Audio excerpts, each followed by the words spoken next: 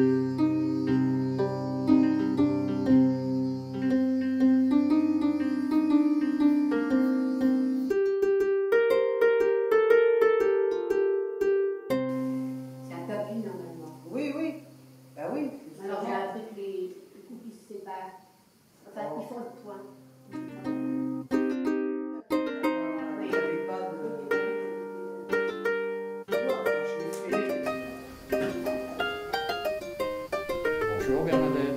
Bonjour. Attendez, j'arrête, voilà. Oui. Je pique mon aiguille et j'arrête. Et te pique pas par contre. Comme ça, je sais où j'en suis restée. Tu vas nous présenter, nous parler de tes travaux. Tu vas nous présenter ton travail que tu exposes aujourd'hui. Oui. Enfin, mon travail, c'est un travail si on veut, parce que c'est plutôt un loisir qu'un travail. Non, moi je peux vous parler de celui-là, là-haut.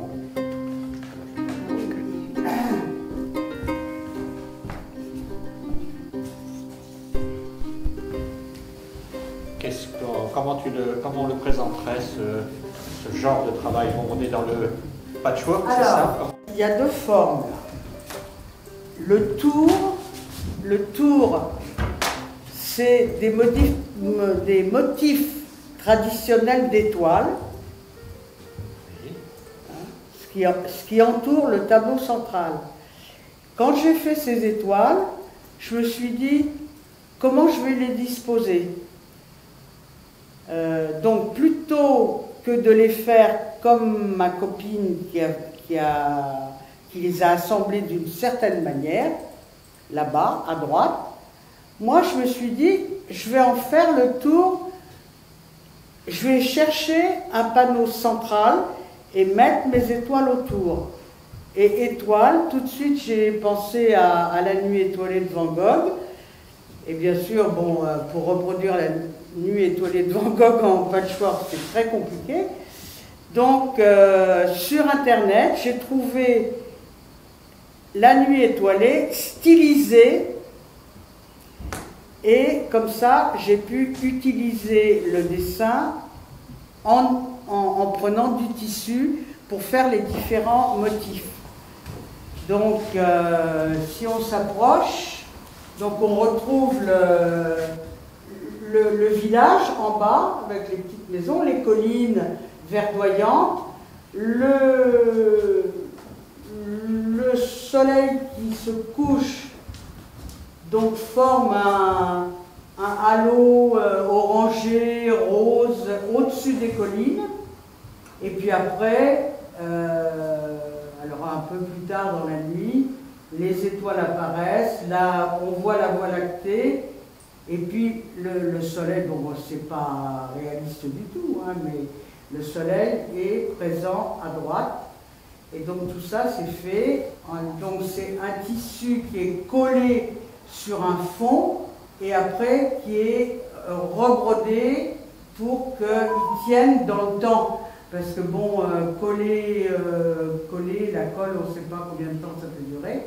Donc, tous les morceaux qui sont collés sont ou festonnés ou avec un autre point de broderie, sont attachés au fond. Comment tu es venu, toi, à faire du patchwork comme ça? Ce style d'expression? Moi, j'aimais bien les travaux d'aiguille quand j'étais ado.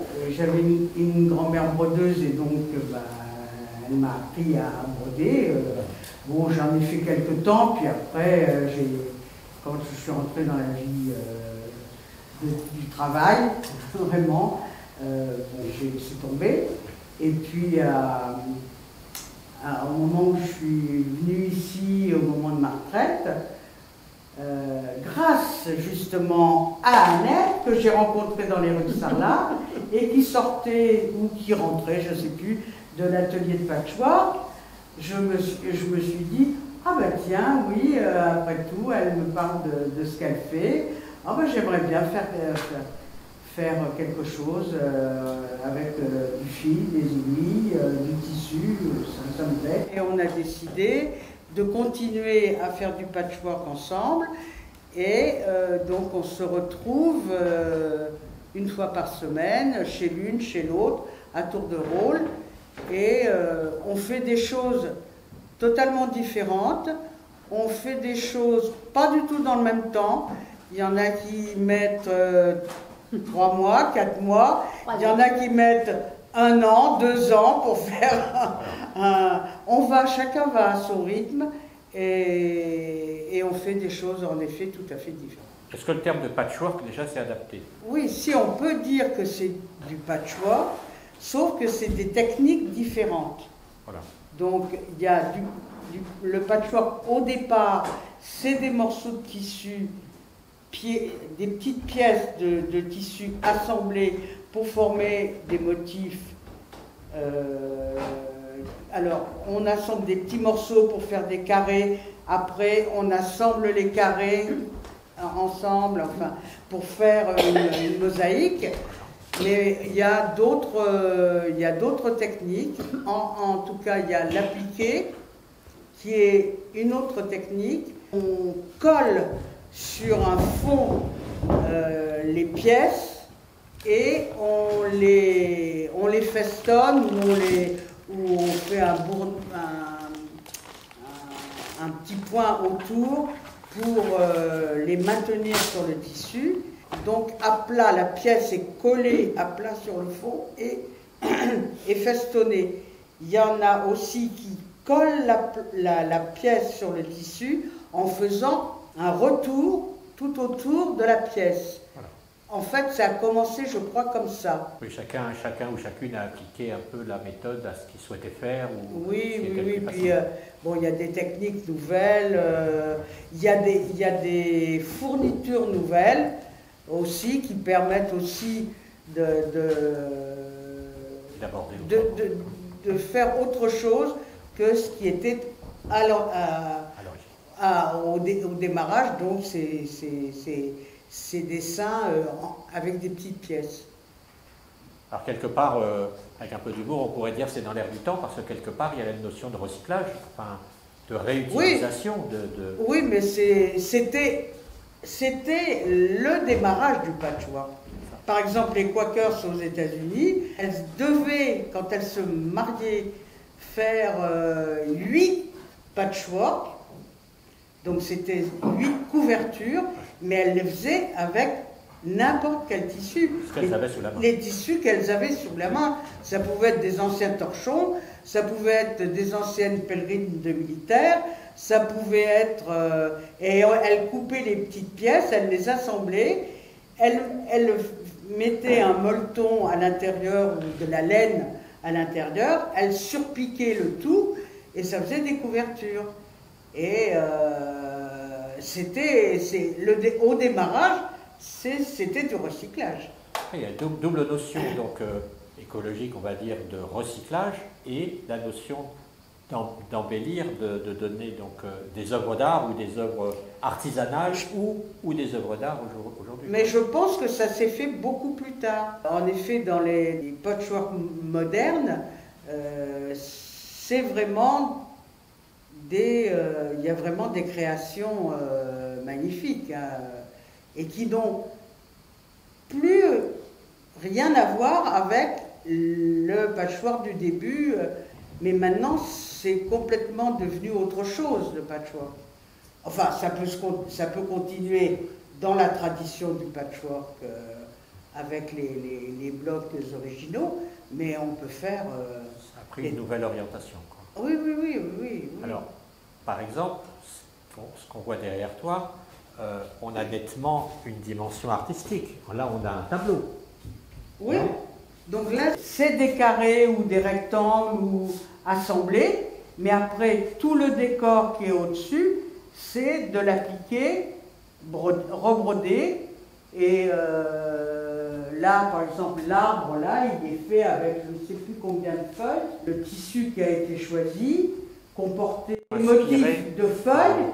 On a pu découper les feuilles et les assembler pour faire un nouvel arbre, pour faire un arbre. Bon. Pareil, dans le motif du bas, c'est plein de petites feuilles qui ont été assemblées aussi et qui ont été choisies dans un tissu imprimé qui représentait les feuilles. Et toi, tu as ton motif en tête, tu es en train de le travailler, ça s'étale dans le temps, tu croises la route en quelque sorte, tu trouves ce tissu, et là tu te dis, ça c'est ce qu'il me faut pour aller là. Voilà, exactement, exactement.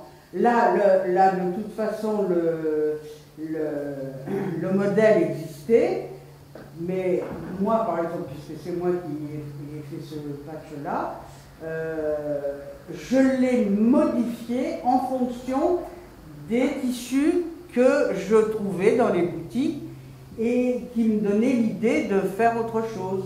Qui me donnait l'idée, par exemple, de reconstituer un arbre qui n'existait pas comme ça dans le modèle.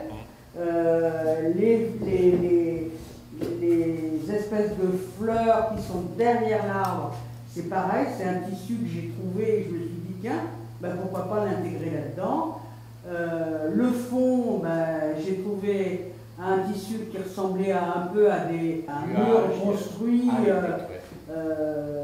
comme des pierres empilées, là, comme des parpaings empilés, mais bon, c'est plus joli, c'est vert. Et puis le fond, je trouvais que ça faisait un fond de nuages avec des oiseaux. Bon, ça, le modèle n'était pas comme ça. En trouvant des tissus différents, on peut faire quelque chose, même si c'est à partir d'un dessin qui a été fait par quelqu'un d'autre, on peut quand même mettre sa patte parce qu'on a trouvé quelque chose qui, tout d'un coup, nous donne une idée pour transformer le modèle original. Dans ce sens, c'est une création à part entière, quand même si tu n'as pas dessiné le motif de tout. Pas tout, mais oui. Une part d'interprétation, en tout cas. Oui, oui, l'arbre de droite, par exemple, il n'existe pas dans le modèle. Bon, j'avais un tissu avec des feuilles, donc je les ai utilisées là, et puis j'ai mis mes deux chats dedans. J'allais dire, voilà, ces deux animaux, on les a croisés ici. Voilà. Donc eux, ils ne devaient pas exister dans le modèle original. Exactement. Donc il y a une touche personnelle, voilà. et c'est très créatif, quoi. Et alors ce sont des perles là qui rehaussent un petit peu, là, il y a du volume dans ça. Il y a des perles, il y a des boutons, il y a des paillettes, voilà. Et puis une fois que j'ai fait l'encadrement, le tour en tissu, je me suis dit, ah ben tiens, pourquoi pas l'emmener chez un encadreur pour qu'il fasse un cadre autour. Merci. Voilà.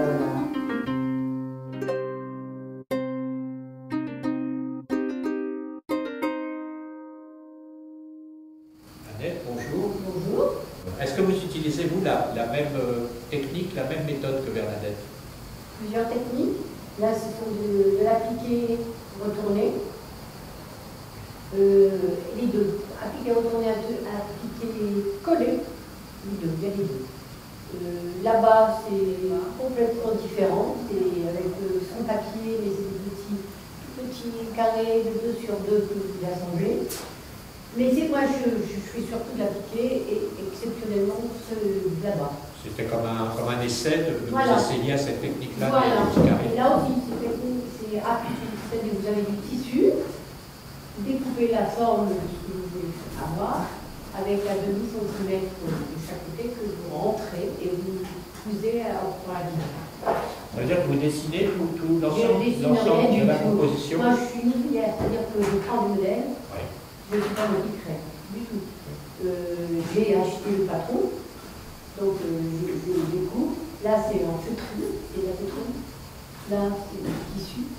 Et comment on dit, c'est une dame qui a un truc qui a beaucoup qui a adoré. Donc j'ai acheté, j'ai fait, c'est tout. Oui, vous connaissez la personne qui a créé le modèle. Bah, on est allé au salon, voilà, donc on a trouvé le salon des salons, et je l'ai acheté, et j'ai commandé l'atelier. Donc vous avez acheté ce modèle, donc la créatrice de ce modèle, bah, quelque part, c'est intéressant parce que vous diffusez son œuvre, voilà, sa oui, création, tout à fait. en mettant votre patte, j'imagine, parce que à partir du patron, il y a... Non, j'ai suivi textuellement toutes ces explications. J'ai rien créé. Je travaille. Si, le travail, ça c'est du travail, ça je reconnais, oui. Voilà. Mais c'est amusant parce que vous pouvez voir que c'est des animaux adorables qui ont le sourire, qui sont pleins d'humour. Donc je me suis amusée. C'est vraiment, c'est pas du travail, c'est un passe-temps très très très agréable. Je m'amuse beaucoup en faisant ça. La notion de travail, si je puis me permettre, moi quand je dis à mon fils je vais travailler, bah, il dit tu travailles pas, tu fais des petits dessins. Bah oui, mais c'est du travail. Oui, si on veut. C'est pas un travail pour un patron, c'est pas un travail lucratif, c'est un travail... c'est un loisir agréable. Un loisir, voilà. Voilà. C'est des fables qu'on retrouve ici ou... Je ne sais pas ce qu'elle a voulu faire. Les hérissons, je suis en train de chercher. C'est là, ça, c'est sur les animaux de la forêt. Ouais. Et à côté, vous avez les animaux de la savane. Voilà. Ça, c'est la forêt. Je peux comprendre que vous aviez Moi, je suis amoureuse des animaux. un vécu avec les animaux Oui. de la savane, quelque part. Oui, voilà, J'ai oui. entendu ça tout Avec à l'heure. l'Afrique. Avec l'Afrique, eh ben oui. Voilà.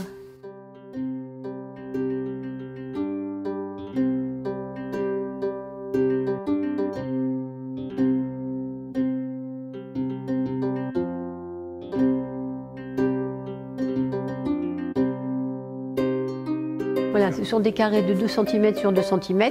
Il y a 4 pièces par carré. Donc on fait les petits carrés d'abord, puis en plus on assemble les carrés ensemble, et puis on essaie de faire des fleurs, ça s'appelle des fleurs. Voilà. Les fleurs géométriques, Oui. c'est très fastidieux, ça prend beaucoup de temps. Fastidieux, non. Bon, oui, si on veut. On ne calcule pas. Je ne sais pas, ne me demandez pas combien de temps j'ai mis, j'en sais rien. Mais c'est amusant. Non, c'est amusant. C'est fastidieux dans le temps passé. Quoi. Ah oui, c'est long, mais bon. Quand on aime, on ne trompe pas. Non, voilà, exactement. Voilà. Non, c'est pas du tout fastidieux. C'est très, très agréable. Le motif central, là, les fleurs... Ça, non, ça, je ne l'ai pas fait. Le motif central, c'est D'accord. découpé dans du tissu. D'accord. C'est le travail que j'ai pu faire, ce sont d'abord les petits triangles que vous voyez tout autour du motif central et le reste. C'est énorme. Voilà, ouais. Et après, c'est le reste. Voilà. C'est comme la bande tout autour, c'est une bande toute faite.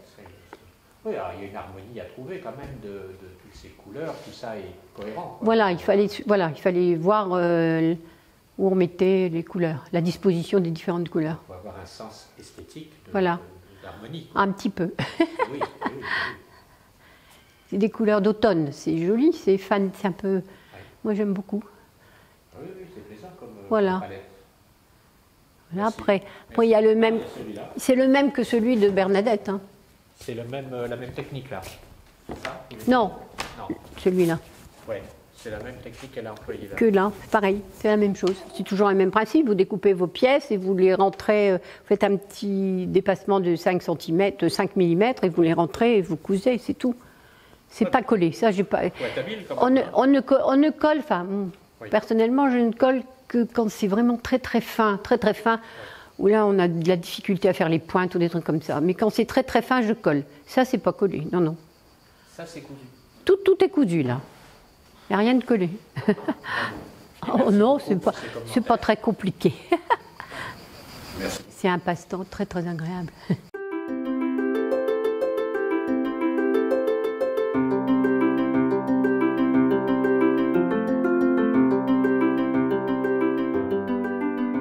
Bernadette Merzo, bonjour. Bonjour, Monsieur Vlad. On est où ici? Vous pouvez nous dire maintenant? Qu'est-ce que cette grange que j'ai connue grange, qu'est-ce qu'elle est devenue? Elle est devenue ce qu'on espérait depuis 20 ans, ce qui était un projet relativement ancien. Quand on a acheté cette maison, il y avait cette grange qui était, qui était une étable, hein, et avec un plateau, un plafond ici, là, un étage.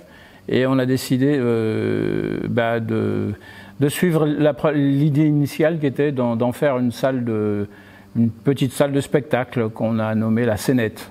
Aujourd'hui, ce n'est pas un spectacle, c'est une expo artistique, c'est aussi la vocation du lieu d'être multi-expression. Moi, je pense en effet que un lieu culturel, ce n'est pas qu'un lieu où on entend de la musique. On peut faire beaucoup de choses.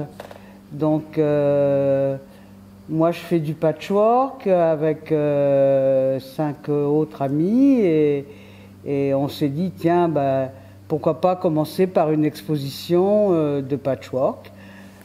Voilà, c'est pour ça que ça a lieu ici du 9 au 17 juillet. Et puis j'espère qu'on trouvera peut-être des peintres, des sculpteurs qui, voyant le lieu, voudront exposer et nous proposeront leurs œuvres. Et on sera très heureux de les accueillir. Alors on a déjà une petite programmation, hein, qui est faite. Alors on y va un peu sur la pointe des pieds parce que financièrement, voilà, il faut qu'on soit un peu équilibré et on ne peut pas prendre de risques. Bref. Alors on a déjà fait une inauguration en fait début juin, mais l'année dernière on avait déjà sur l'extérieur, il y a un petit forum qui permet d'accueillir quelques 200-300 spectateurs, une petite scène. Et ici en intérieur, ça c'est la partie qui est la partie couverte. Et on a déjà accueilli la Soubirane ici, hein, chant sur la chanson de lutte et puis d'humanité. Et là, sur le site, sur lascenette.fr, vous pourrez regarder tout le programme détaillé, voilà, qui va évoluer dans l'année. Là. Voilà, mais on est sûr d'avoir un cycle sur la chanson à texte en septembre, voilà, qu'on aimerait développer. Donc il y a appel à candidature. Voilà. Mais je pense que tous les deux, vous êtes férus de cinéma. Il va se passer quelque chose au niveau cinéma ici, bien sûr. Alors, normalement, on a le matériel. L'écran est encore roulé. Là, il est derrière nous. On devrait avoir un écran d'à peu près 5 mètres 50, 5 mètres 80 de large. Donc, un bel écran avec un bon système de projection qui nous permettra d'accueillir des gens qui, pas forcément des films commerciaux, hein, des courts-métrages, des gens qui ont produit eux-mêmes leurs images pour les montrer à un public le plus large possible. L'esprit un peu art-essai, salle d'art-essai?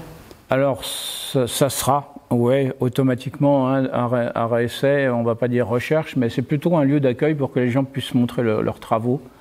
Donc, même de façon privée, à la limite, ça peut se faire aussi. C'est-à-dire? C'est-à-dire que quelqu'un qui veut inviter un parterre de copains, d'amis, pour montrer une de ses œuvres, on pourra le faire, quoi. Voilà, on mettra le lieu à disposition pour ça. Vous voyez d'autres usages de ce lieu qui, soit dit en passant, est fort intéressant dans son volume, dans son éclairage, dans la lumière, enfin... On aura la possibilité d'accueillir des débats, aussi de faire de la diffusion en direct ici. Donc on a de quoi faire un direct sur différents réseaux sociaux. Donc ça peut prolonger l'espace de cette scène. Des débats sur la société, sur l'écologie, etc. Ça, bien sûr, ça nous intéresse. Voilà, toute forme d'expression ancienne, nouvelle, à venir, à créer. La notion de direct, c'est quoi le plus ou c'est quoi l'intérêt du... Le direct, ça permet éventuellement, ici on a une capacité d'accueil de 120 personnes, on va dire, Voilà, et puis c'est aussi de sortir de ces murs, mais c'est aussi la possibilité de mettre en boîte et de conserver une forme de la mémoire du lieu, quoi. Donc en le faisant en direct, les gens peuvent le voir de loin et le conserver chez eux pour le revisualiser, le réétudier suivant. On a un piano, on a un beau piano à queue ici. Alors c'est pas un piano, il n'est pas à queue parce qu'il est humide. Hein. C'est un vrai piano de concert. Voilà. Donc je pense qu'on aura aussi des concerts de musique classique, traditionnelle. Voilà, on a une chance, on a une bonne acoustique, on a ce qu'il faut pour amplifier, mais on amplifie juste ce qu'il faut. On n'a pas de souci de bruit de fond par le public. Les seules choses qui peuvent nous déranger, c'est éventuellement une tondeuse dehors, mais les oiseaux, des fois, nous accompagnent, les cigales, voilà, nous accompagnent. Merci tous les deux. Moi, je voudrais quand même préciser, parce que les gens ne vont pas forcément voir sur le site. Donc le prochain concert, c'est le 29 juillet, avec Cominarem. Le suivant, c'est le 6 août, avec groupe de rock. Et le 14 août, avec Michel Herblin et son pianiste. Donc 3 concerts qui viennent pour notre été. Ok, à bientôt alors. À bientôt. Skipper,